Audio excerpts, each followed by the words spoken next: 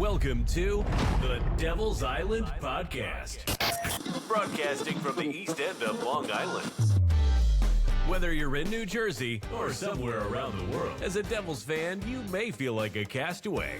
Well, Devils fanatics, join us, because you can always feel at home here on Devil's Island. And now, here is your host, Chris Susswall.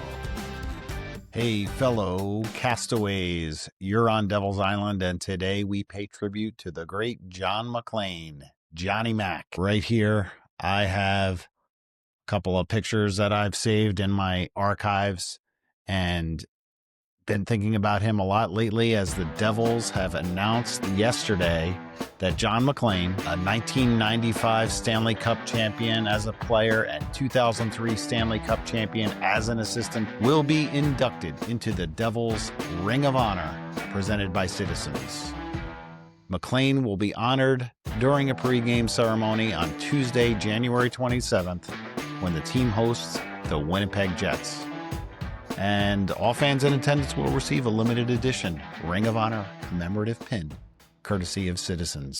And Johnny Mac found out about the Ring of Honor induction as a surprise phone call from the legendary Martin Brodeur, joined by Ken Danico and Sergei Brylin. Wow, what an honor.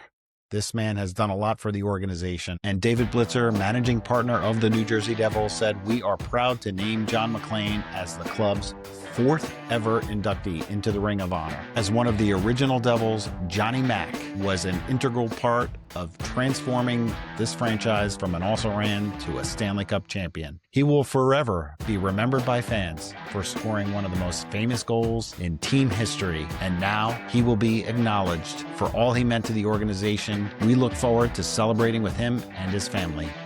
And wow, 1988, that playoff clinching goal was amazing.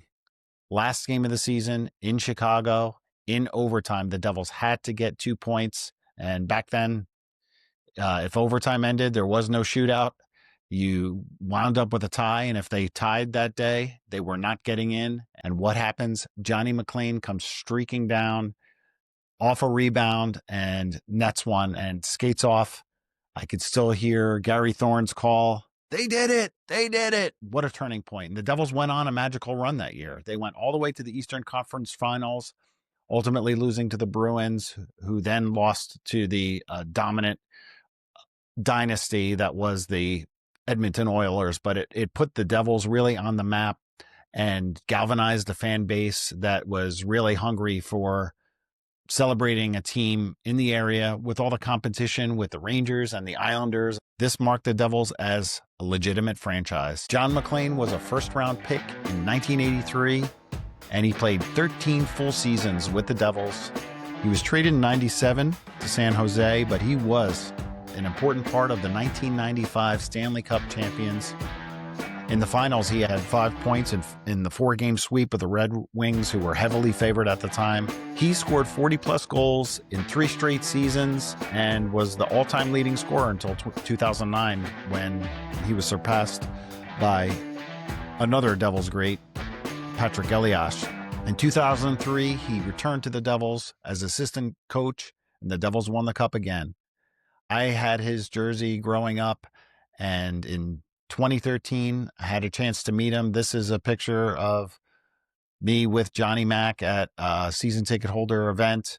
He was very gracious. He gave me an autograph, and it was just, for me, a moment in time meeting one of those Devils players that I would always cherish the memories that he provided to the organization. So, and this is a little insight into a page from my scrapbook that I keep here with all my Devils memorabilia. So congrats, Johnny Mac and fellow castaways.